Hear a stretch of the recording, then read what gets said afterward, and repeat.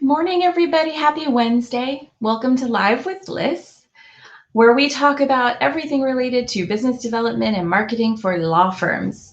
Mostly we're working with B2B law firms. Occasionally we work with law firms in other areas. But this week, our focus is on social media policies for law firms in particular, which have special considerations. They're not the same as your regular run-of-the-mill corporate social media policy. And it's really important, if your law firm doesn't have one, to pay attention, because every firm should really have one. Hey, where's my Live with Liz branding? It's missing. There we go. Hello. Now I feel like we're really at Live with Liz this week. Anybody got coffee? Maybe we should have some more before we dive into the wonderful ins and outs of social media policies for law firms. So let's break it down a little bit. What do you need for your social media policy for your law firm? Well, let's think about what this is for. Of course, you have certain maybe fears, maybe that's not the best way to put it, but law firms tend to be more risk averse than other organizations, which results in policies being sometimes daunting. I've actually seen a social media policy for a law firm that was 60 pages long. Who's going to read that? But there are a couple of different elements that are absolutely necessary in a social media policy. And then there are the things that are kind of overlooked, like encouraging content and engagement in a more clear way so that people feel empowered to utilize social media. So when you don't have a social media policy, when you start from nothing, oftentimes people can feel completely afraid to utilize any social media at all or have any certain engagement. And this is particularly relevant in the legal industry for law firms, for attorneys working for corporations. People are just hands off, keep everything that's personal, private, separate from your professional life. And then you lose out on opportunities that are available in professional social media and in social media that just kind of rules our day-to-day, where we have now these blended communication cycles. And really, when you think about how you get work at a law firm being mostly word of mouth, being mostly just from the trust and relationships that you have, social media, especially during this pandemic, has really given us this chance to expand on these relationships, but really understand those blurred lines between what is professional and what is personal and private. So if we want, from that law firm best practices position, to encourage people to participate, we need to make sure that they're informed, know how to do it, know what's expected, and know what the firm's management and partnership expects from people, what's okay, what's not okay, but make sure that it's easy for people to understand. Make sure that people are not afraid to engage once they read that document. So of course you have all of the standard elements.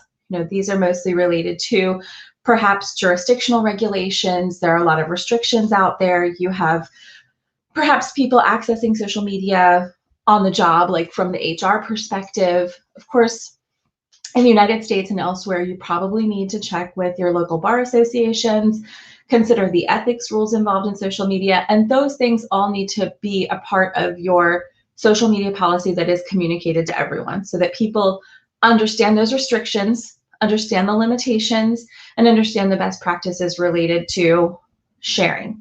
You might have advertisement laws might come into play in the United States. Of course, you probably have counsel if you're an IP firm who really understands what's allowed in terms of sponsorship and advertising, disclaimers that may be necessary, and those things also need to be included in your social media policy. But when it comes to content and engagement and encouraging people to participate, this is where I find a lot of these policies fall short. You spend so much time focused on the restrictions that you leave that content and engagement part aside. Before you get drastically into the content and engagement, you want to make sure that people have resources and are trained up on these channels so that they don't misstep and so that they can take advantage of what they have to offer. And if you're doing a social media policy electronically, you can stick those training links right into the policy itself. If you're not, and you're making people sign a document and sending it to them in paper, and maybe they're work from home and you have to overnight it to them, then, well, you probably have some other issues, and social media policy probably is not on top of your list. When it comes to content and engagement, though, once the law firm itself establishes its authority, its brand voice, and what the law firm is going to do in terms of sharing content, sharing the expertise, getting visibility, and growing an audience, it's a lot easier to then communicate to the rest of the team within your policy, or even as a secondary guide to social media for your firm, what's acceptable, what's encouraged, and what we want to achieve. Now, when I sit down and consider the content and engagement, not only do we have the content and engagement strategy for the law firm, but we want to consider third-party resources, and we want to make things easy for people to understand. So one of the things I like to do is make a list of all of the different organizations that are sharing content that's relevant to the law firm's audience. These are organizations that I have no fear about engaging with and communicating with, retweeting, sharing, encouraging conversation about. So these usually are in the form of academic institutions, governmental bodies, non-governmental organizations. You have industry-related organizations that you may support. You might have charities that you support. And there are these types of resources available, lists that you can make, where you can really see and say, okay, these accounts, these types of social media that are put out there that we're not worried about, start here. Follow them, learn from them, share with them, engage with them.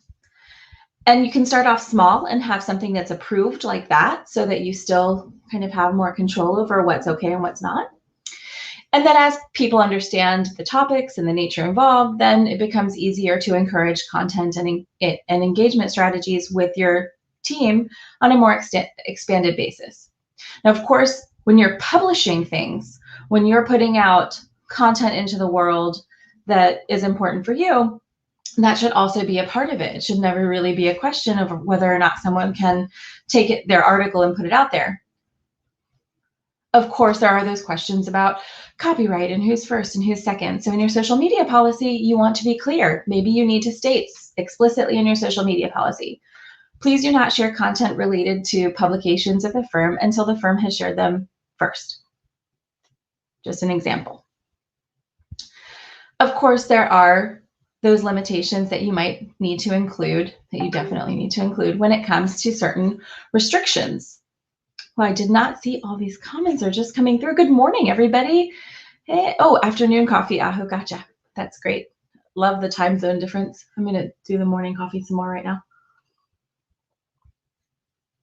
So when you break down the elements of the social media policy and you cover the access, you cover the restrictions, and then you kind of go through your best practices, really, you can go ahead and include all of that guidance that comes from those third parties as well.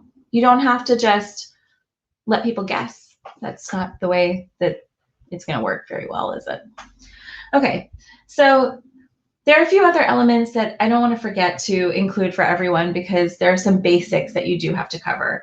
And so these are going to be more related to the rules and regulations. You want to talk about identity. You want to make sure that you cover confidentiality and privacy. This could be a part of social media training. Don't just hand them the policy and say, oh, have fun, good luck. You still end up with those policies that nobody can utilize and nobody understands. Especially when you have all of those different restrictions and you're really unsure and you're working across guidelines. Now, there are some other issues that come up with the content and engagement, and that comes to clients. Can you engage with clients, follow clients, share client content, talk about clients online, talk about cases online that include client information? This is something that each law firm has to consider very carefully and understand, based on their practice area and their jurisdiction, what is best practice and what is allowed and what the firm is okay with. If you've already got an established social media policy, this may be easier for you to do than someone who's just starting out. But you want to make sure that you're considering this from the very beginning. And if you're a super small firm that doesn't have, a whole team doing this, or you're just one or two people and you think, oh, we don't need a social media policy, if you're planning to grow at all, you might as well go ahead and start the bones and put things together so that you understand them from the get-go and learn from them as you go.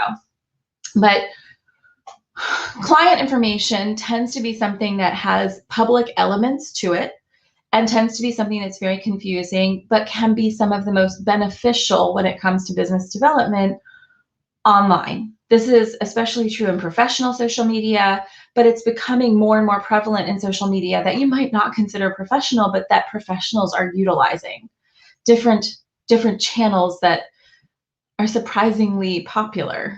So, and we've got a lot of different things going on with Clubhouse and TikTok and things that I never thought I would use, but oh my gosh, I see lawyers on TikTok and they're just killing it. Amazing.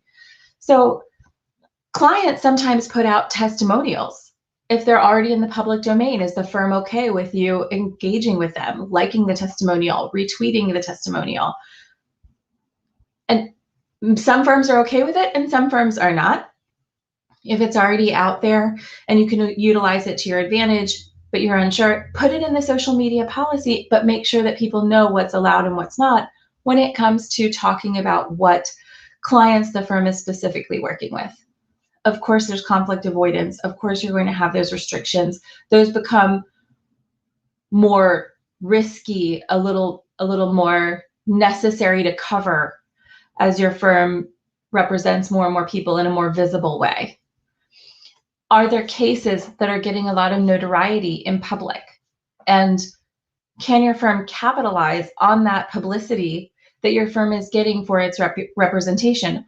Or are you still in this area where you're saying, you know what? I see that it's getting publicity, but one of the things about us is that we're discreet and we will never talk about a case. Not going to do it. Okay, but maybe you can talk about someone else's case. Giving your opinions and sharing your professional perspective can really help people, your audience, understand more about the services that you offer, and you can build relationships and trust that way. So while social media does present certain risks and can be a little scary for lawyers and law firms to just kind of let the team run wild, you can take all of these different things, cover them in your social media policy, start off slowly, do what you're comfortable with, make sure the basics are covered, and then expand upon that to really take advantage of what the social media channels have to offer. Yes, of course, you're going to have to cover the IT perspective, security of your networks, make sure that the HR perspective is covered too in your social media policy. So access, confidentiality and privacy, certain do's and don'ts list that you can include, but make sure that you go full in on that content and engagement and that people know that it's okay to utilize social media for the benefit of themselves professionally and the firm as a whole. And the best way to do that, figuring out your practice area, what you're comfortable with, making those lists of third parties that you are already authorizing the team to engage with so that they can start from somewhere. And then, of course, if there's an issue, you want to make sure that you're doing monitoring and listening. And maybe this is the last element of the social media policy that I had not mentioned yet, but you want to include whatever it is you're doing when it comes to social media monitoring and social listening, where you are aware of the activity that the different members of your team are engaging with on content-related, third-party engagement, conversations that mention the firm, and that you can react to them and that people know what those reactions are and know what to expect. Maybe you want to maintain the ability to take down content. Maybe you want to maintain the ability to respond to it or respond quickly. That should be a part of whatever your policy is. Make sure that you mention it to your team so that people know what you're doing.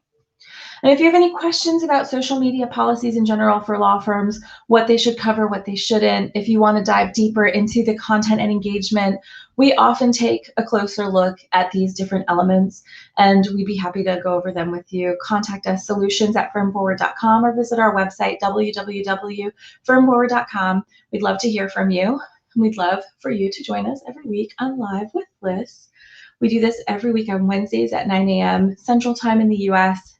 We're based in Houston, but have offices in Rio de Janeiro and employees in other places as well. We're very excited to work all remotely and take advantage of social media for ourselves constantly.